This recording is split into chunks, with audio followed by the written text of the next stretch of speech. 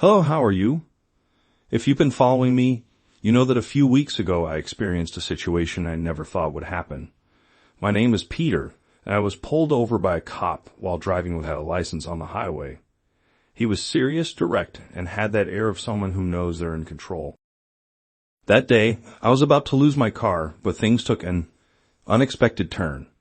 In the end, I got out of there without a ticket, without any trouble with the police, but with a memory that still makes me question a lot of things. Before I left, he asked for my number. I gave it to him, no questions asked. I thought he'd never call, that it was all behind me. But then this afternoon, my phone rang. Unknown number. I stared at the screen for a few seconds. I don't answer unknown numbers, but something inside me told me I should. So I swiped the screen and brought the phone to my ear. Hello.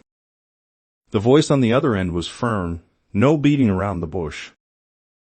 Hey kid, it's Connor. My stomach churned. My heart skipped a beat. I wasn't expecting this, but at the same time, I wasn't exactly surprised. I took a deep breath before responding. Hey, what's up? Any problems? I heard a low laugh on the other end, almost as if you were amused by my reaction. Relax, no need to be nervous. Me and a friend of mine need some information. I frowned. That a friend of mine caught me off guard.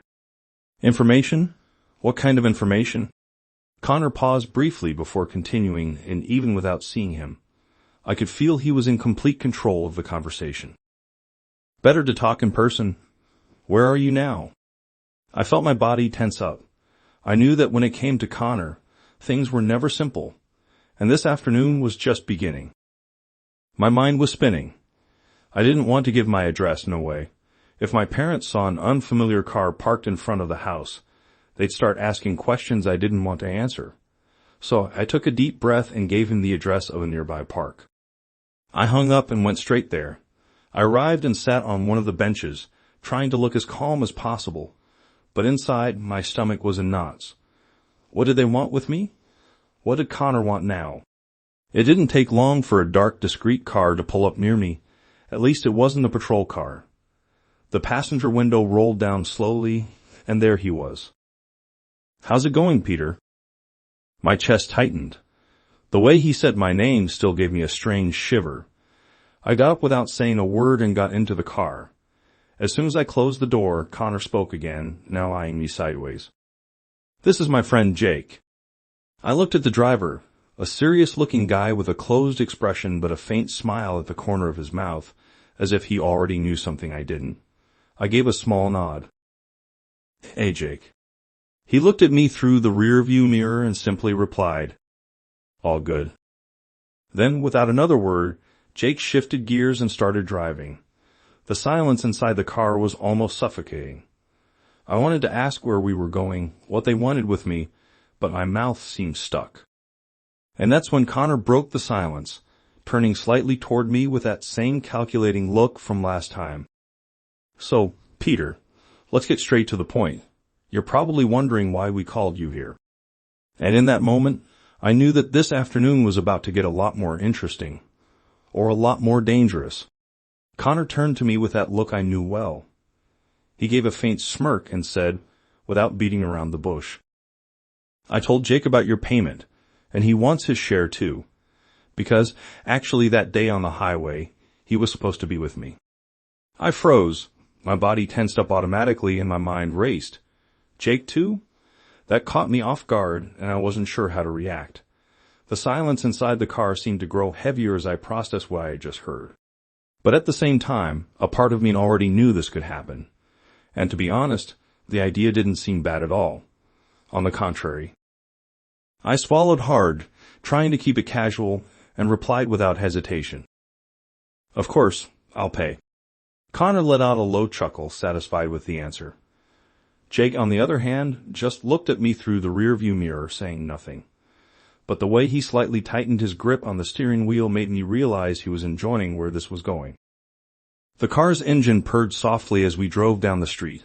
The atmosphere inside was charged with anticipation, and I knew that once again I was about to cross a line from which there was no turning back.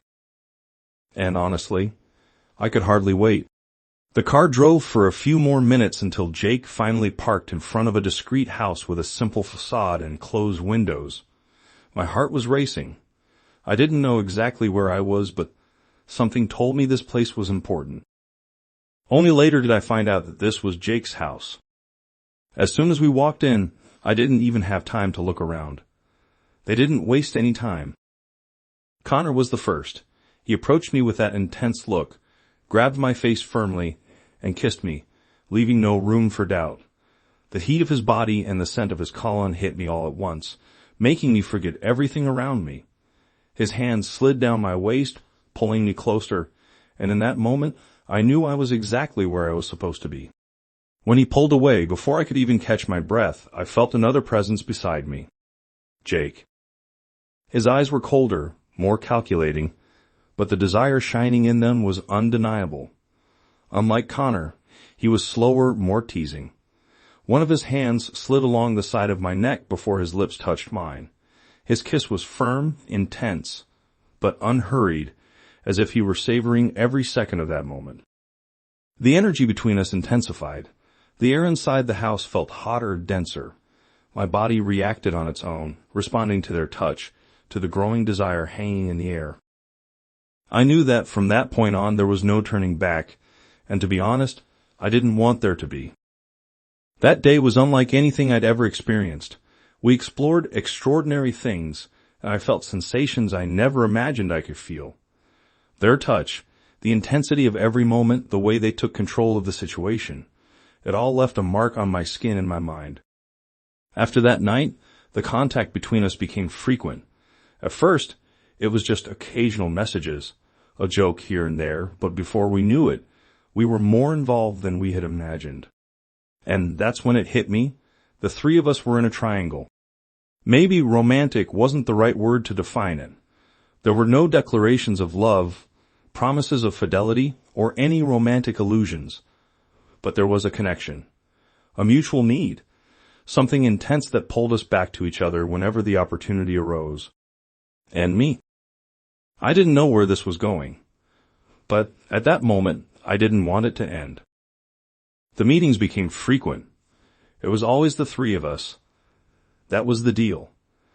There was no room for individual encounters, nothing outside of what we had built together. And for some reason, that rule only made everything even more exciting. I couldn't believe it. 2 cops, mature, fit, gorgeous, and me, an 18-year-old kid in the middle of it all.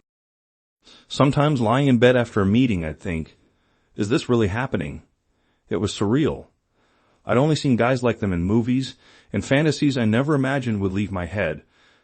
But there I was, living something no one would believe if I told them. And the best part? They wanted it too. Every time we were together, you could feel that it wasn't just in my head. There was an intense energy between us, something that went beyond pure attraction. A game of power, desire, and pleasure that kept us tied to each other, with no one wanting to break the main rule. Either all three of us or nothing.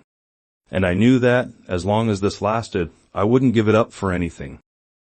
A few months have passed since that call, and with every meeting, it feels like everything gets even more intense, more captivating. Every time we're together, it's better than the last. And that's been my story. I hope you enjoyed it. If you want to hear more details, the uncut version, the link is pinned in the comments. Kisses, and see you soon.